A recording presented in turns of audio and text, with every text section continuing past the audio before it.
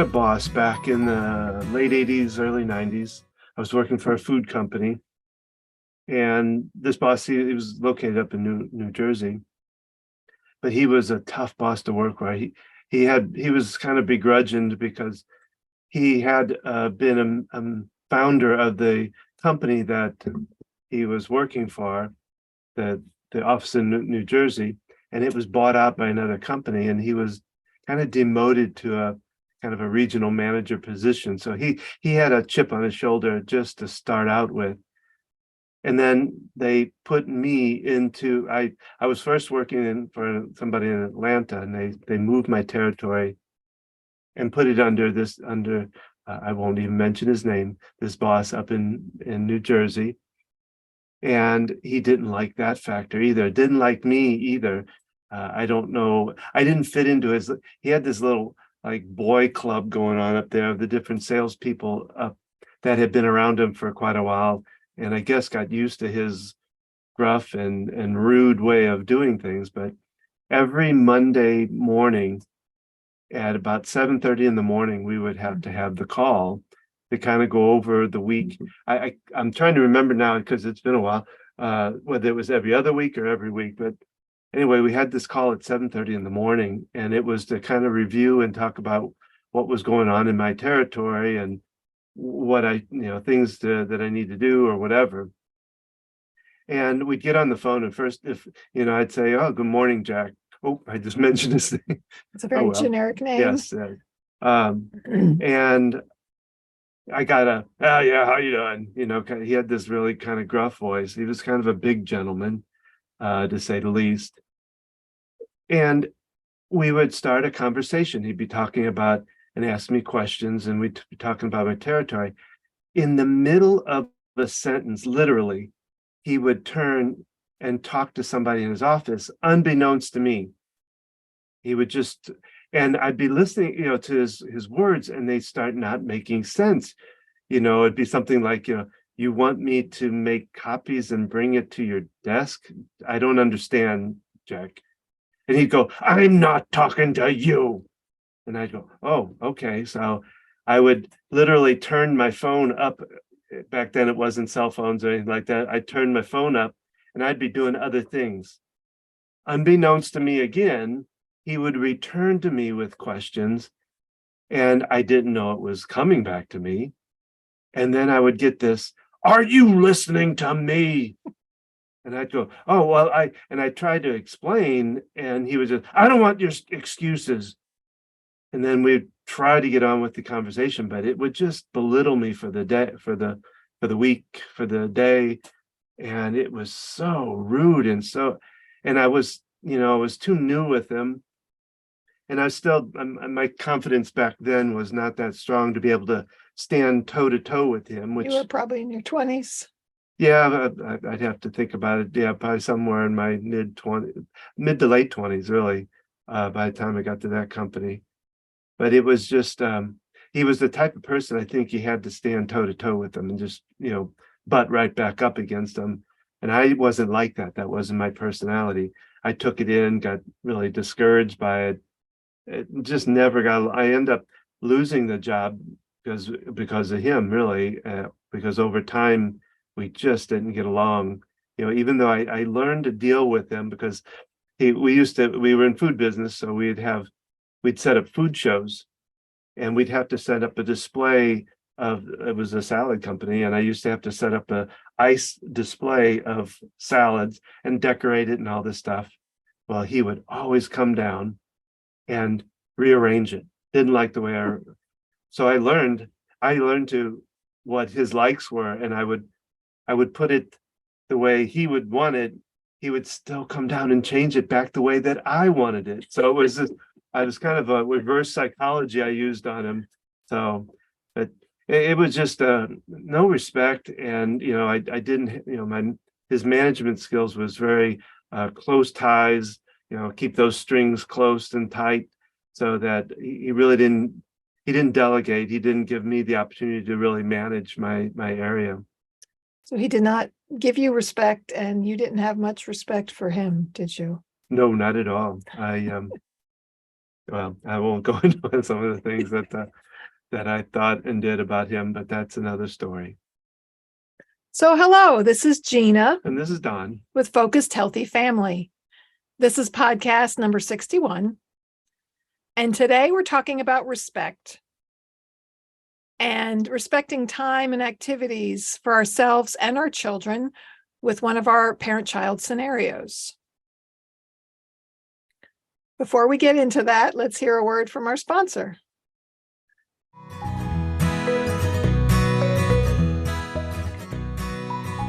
Our sponsor is Q Sciences. I've been a representative for Q Sciences for over a year. I found this company through a friend and did some research and reading about these products. And I really liked what I found when I learned about them, the research and time that they've put into the quality of these products to be better absorbed into the body. Things like the vitamin D spray.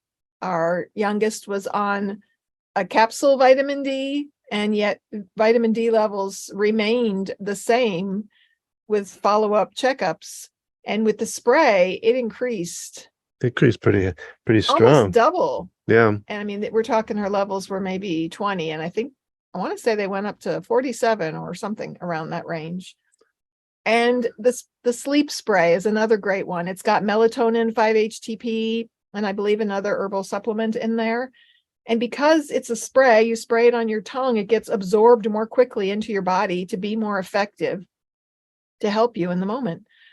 We're using the B12 spray. We've used the vitamin C spray. They have a Q Max product, which is a multivitamin. And they also have the CBD, different, a variety of different. It's full spectrum hemp oils. Yes. They even have a THC free version. It comes in different flavors. There is a mushroom. Oh yeah. Armor. It's called Q Armor. It's a powder, and I get the chai flavor. Put it in my chai tea for a double chai drink.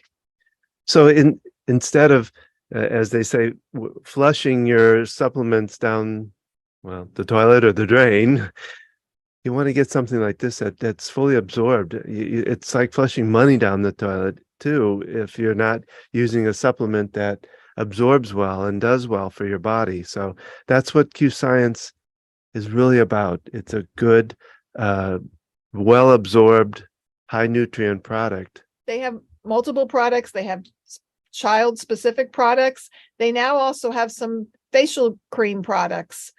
I've been using a night cream to minimize the effects of sunlight and stress and aging on my skin. And they have a hemp lotion.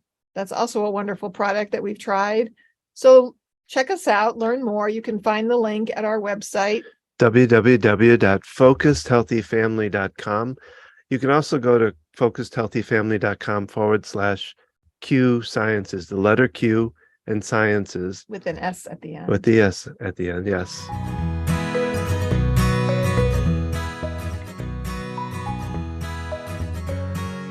And we're back.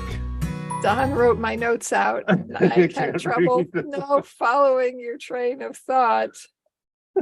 Respect time and activities of ourselves and our children. Yeah, well, we're going to be talking about this situation, right? This scenario where we're talking about leaving the park after right. play So day. The situation that we played out in the last podcast was you're at a park with your kid, or they're at their friend's house or some activity, and it's time to leave. Well, let's play the scenario, and yes, then as a reminder. Then we'll talk about it. How would you respond? We are leaving now, and the next time you want to meet your friend, the answer is no. There'll be no screen time tonight if you don't get in this car right now. Why do you have to whine like this? You had 2 hours with your friend. You don't appreciate anything. Well, I guess we could stay for 15 more minutes, and I can go to the store tomorrow, but I'm not happy about it. Maybe your child has a meltdown, and you have to pick them up and carry them out while they are kicking and screaming. Or you let her stay with her friend and then are resentful that you have to come back later to pick her up. Do any of these responses sound familiar? How did the rest of the conversation go? Did your responses help to resolve the issue, or did things just get worse? Does your child have a hard time transitioning from one activity to another? I think most of us have had the experience of needing to leave somewhere and our child protest, demanding to stay. What have you said, and how has your child responded? All right. So you need to be somewhere, you have somewhere to go, and it's time to leave. And I know I said this to you years ago, Don, is, if I walked to your room while you were working and said, it's time for dinner, come up now. And I expected you to jump and come to the dinner table. Is that reasonable? No. Well, and it kind of goes back to my rude story about my boss. It was that same kind of, he would treat us that way too. He expected it right then and there. You had to jump or else. And you didn't even know when he was talking to you. Yeah. Yet with our kids, we expect them to do what they're told and do it when we ask them to and respond quickly. And we don't always stop and think about, we see what they're doing as play, as unimportant compared to our responsibilities of having to go get the groceries or pick up items and places we have to be in meetings. And so we can just expect our kids to respond accordingly. And yet this is not really respecting their time. Well, and what's important to us and what's important to them is kind of two different things. For them, really play is important, and being with friends and having fun is what they, I think, prioritize, if you think about it. And in truth, it's something they really need to prioritize. Play is a very important way of learning things. So they're learning. So it is a priority to them. It is important to them. Excuse my paper shuffling. So in the situation we played, looking at how the mother responded, have you had that kind of similar, interaction with your child? And what's been the outcome of that? What things have you said to them? Are we waiting for them to call? Yes, call First in. caller.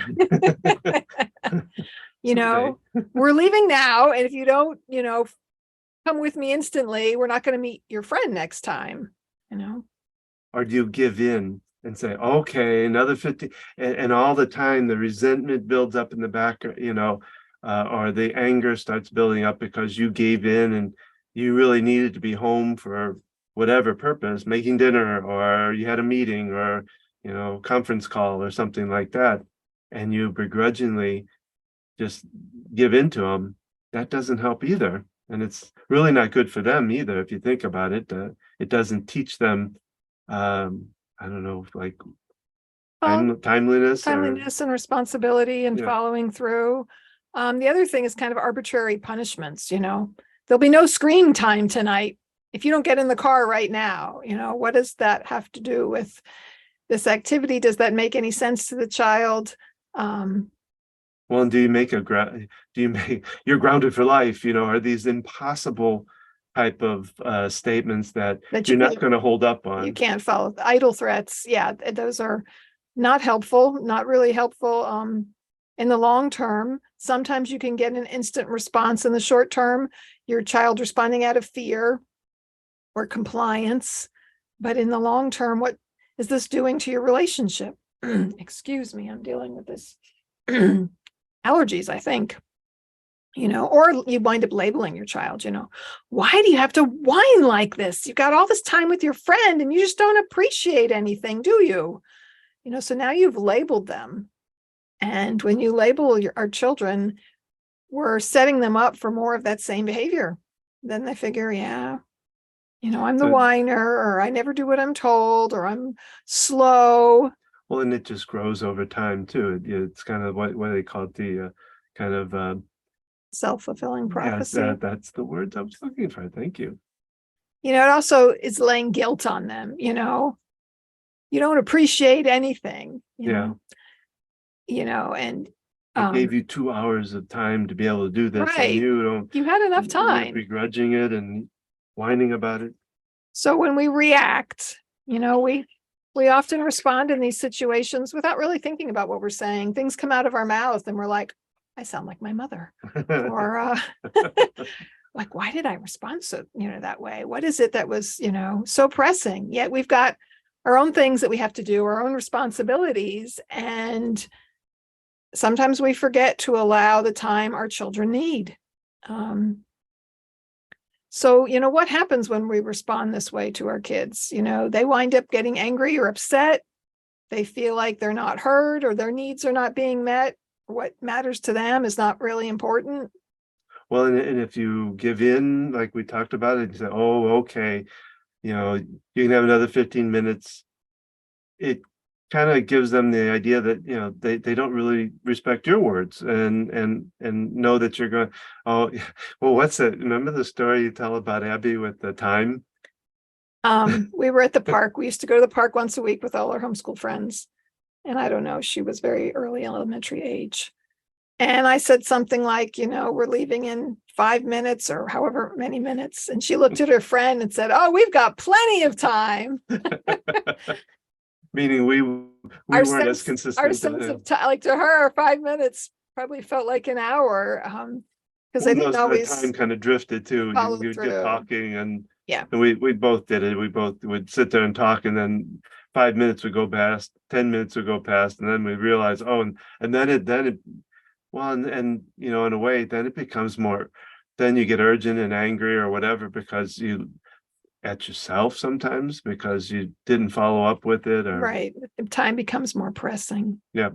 So in addition to setting your kids up for a lack of understanding of time and how that works, something our daughter still struggles with, as do I. Maybe your child feels guilty and afraid to ask to do things again, making the assumption you'll say no, or maybe they're sneaky and try to get away with things because they don't want to bring it up to you.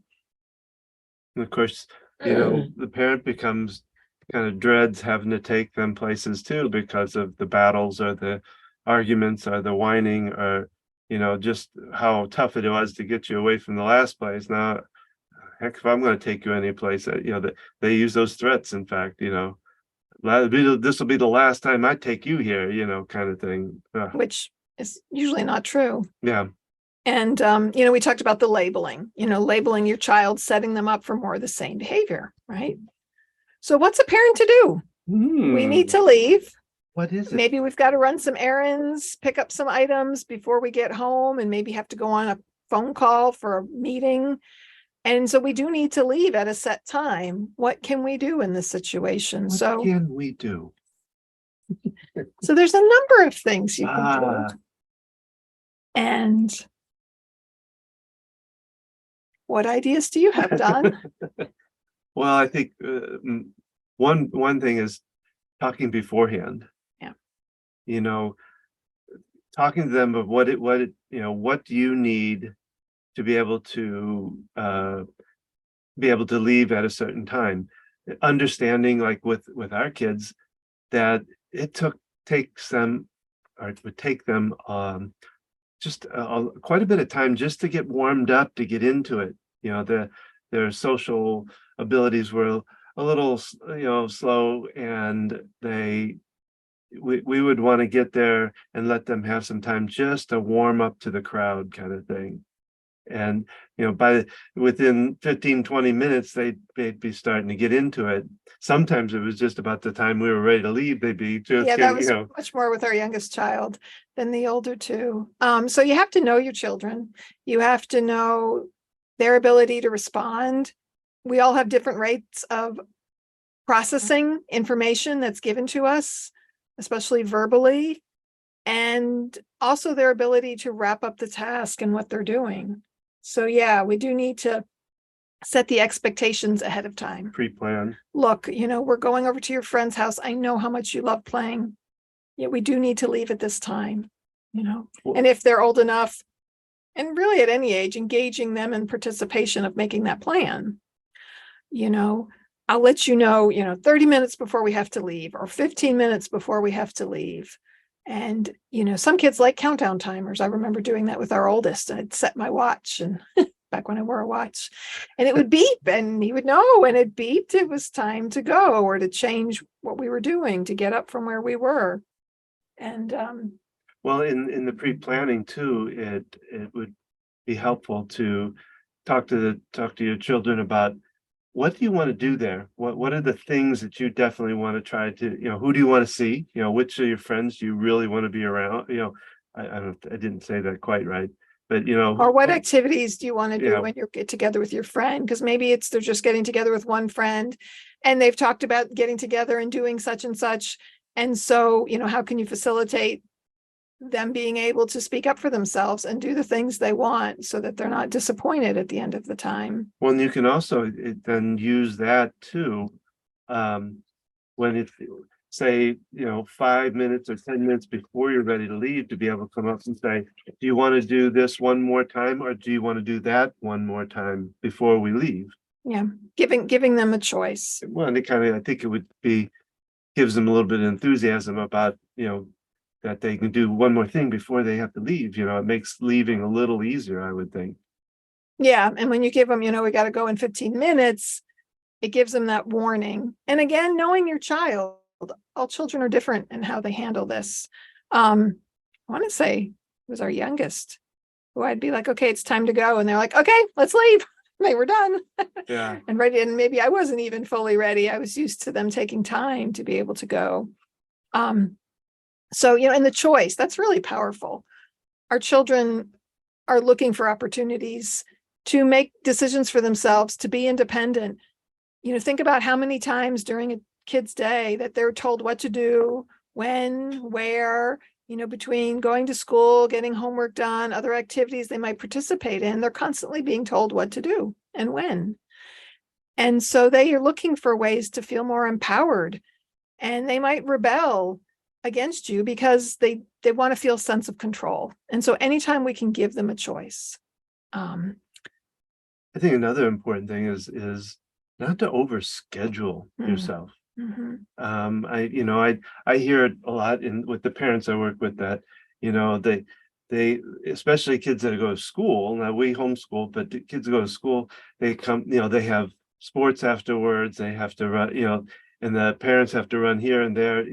It just overloads their schedule and they really need downtime. And you don't want to be at one event and go, okay, we got to go because the next event is, you want to spread it out a little bit, give some time in between, give some downtime too. I think that's really important for kids, especially like after school or after they've done a big activity. Give them some downtime to because when they're around friends at a play date or whatever, the excitement is there. They probably need some time just to Unwind. Yeah. So in addition to the downtime and not overscheduling, having some buffer time. I would often tell our kids, we have to leave at 2, when really it's okay if we left at 2:15 or 2:30. Allowing that buffer in there, giving yourself extra time to accomplish things, not trying to fit in too much yourself, then is really realistically possible. And given the age of your children and their personalities, having to take that into consideration. Someone said years ago when I had young kids, when I go somewhere, I have to get, 4 people ready. I've got to get myself and all 3 kids ready. And so it takes extra time to do everything, to get out the door and to pack up to come home. And we have to be realistic with that and allow the time we need. And we also need to follow through so that our kids can see, yes, when we do have to go somewhere, unfortunately, we have to say goodbye. There has to be time, yes. And finding a way to make that work. And like you said, if this becomes an issue or something happens, talking about it after the fact, I didn't like how that went. I got really angry with you when you didn't get up to leave. And I know I said some hurtful things and I apologize for that. And I imagine it was difficult for you. You were having such a great time. How can we do this differently next time? And so you go through the problem solving, and we'll probably that'll probably be on one of the podcast coming up, but it's really, In a nutshell, you're brainstorming for ideas of how can we do this differently.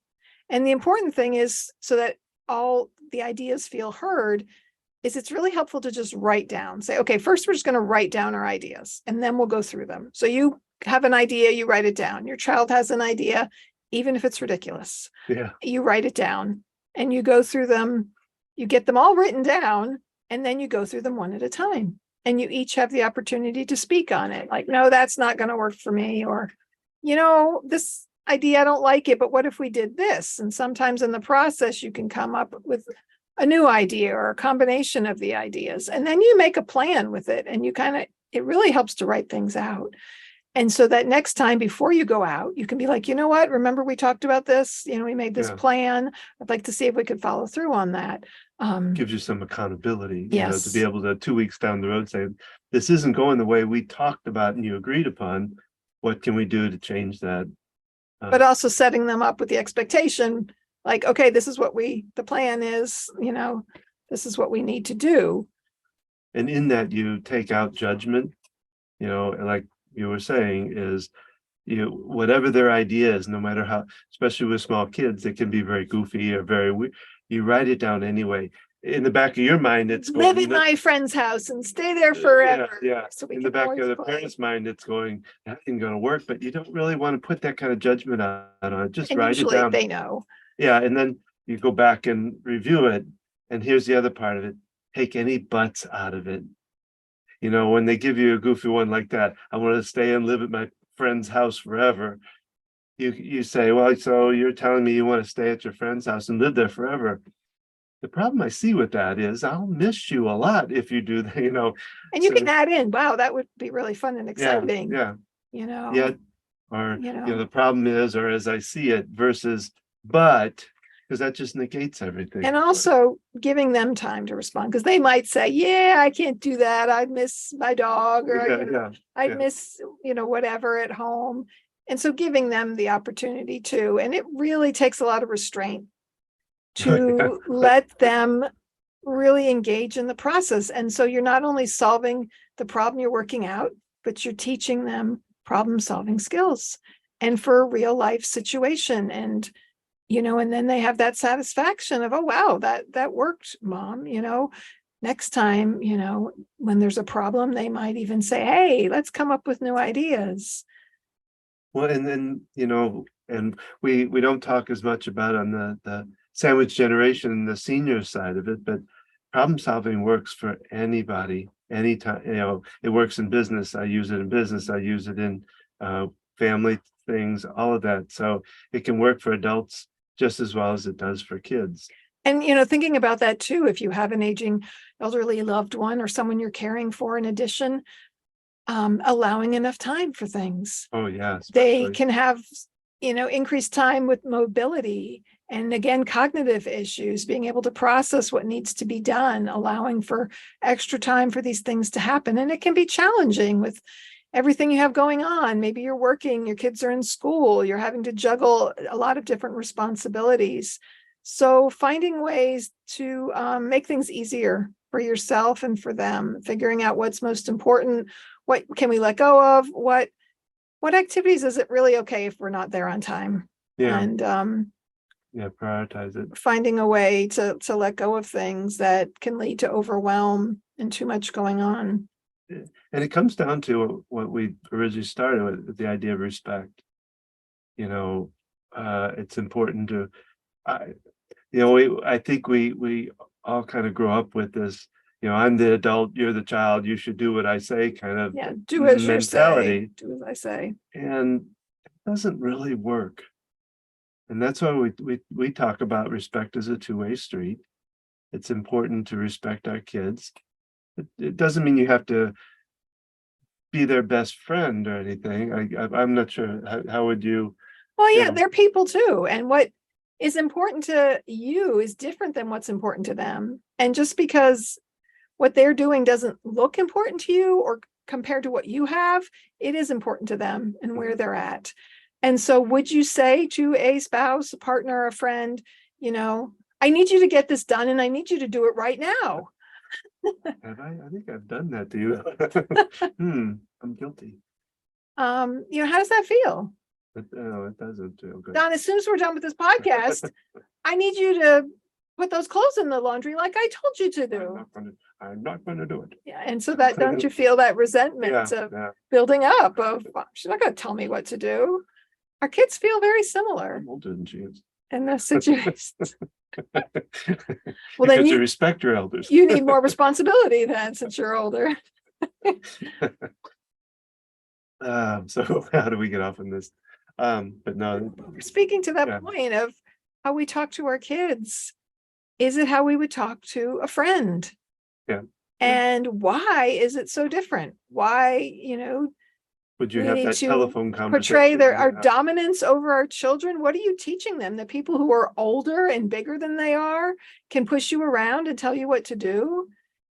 We want to foster independence, our children. We want to foster their ability to make decisions. And if they're constantly just doing everything they're told to do, and then they get together with friends when they're teenagers and they do what their friends are telling them to do, that can really lead down a path. Yeah, not a And good path. rather than them deciding independently, making decisions, the hard decisions for themselves. So think about this as you have conversations with your kids, and let us know any challenging situations you have as you think about it. These skills come from the book, How to Talk So Kids Will Listen, and Listen So Kids Will Talk. The book is right there, Don. Yep. And we facilitate workshops Let's show you the book. based on this book. And in the workshop, not only do you get a copy of the book, but there's a workbook that goes along with it. And so it's divided into 6 weeks, or because there's 6 different topics, and there's short chapters, and then we have discussion, but more importantly, we do exercises and we practice these skills with each other.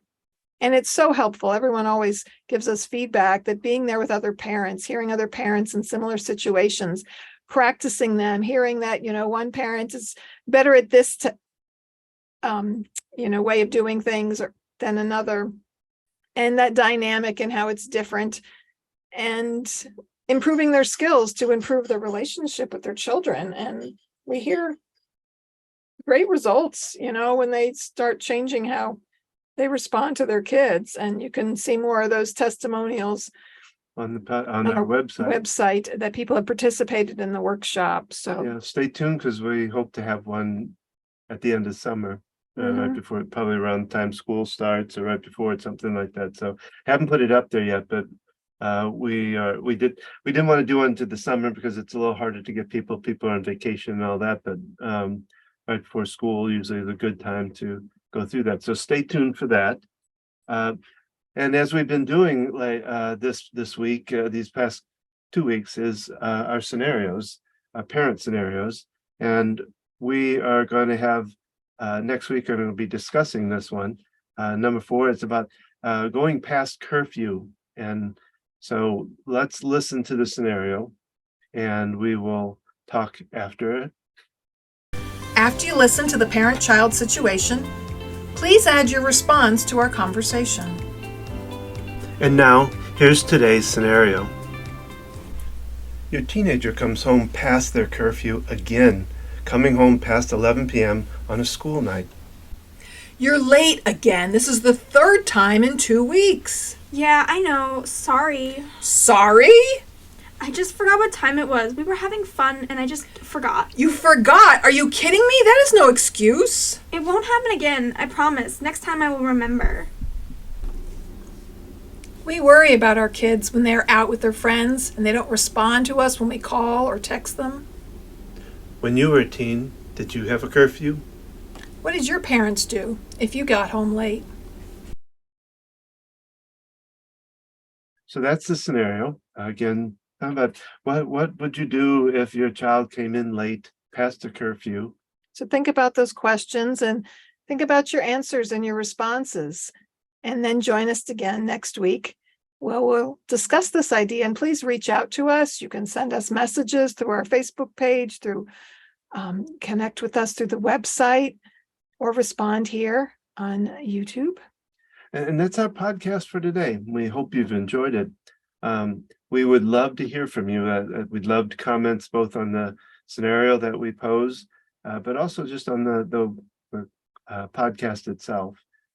You can learn more about our parent coaching program or the workshops that we just talked about. You can also find our blog. You can find this podcast on there. And also, you might want to check out our Tuesday tips. Every Tuesday we have a podcast out that gives just a fairly simple but very effective tip for parents on different topics. So you can find all of this by going to our website at focusedhealthyfamily.com. That's focused with an ED. You can follow us on Instagram at gina.focusedhealthyfamily, or you can go to Facebook at Focused Healthy Family.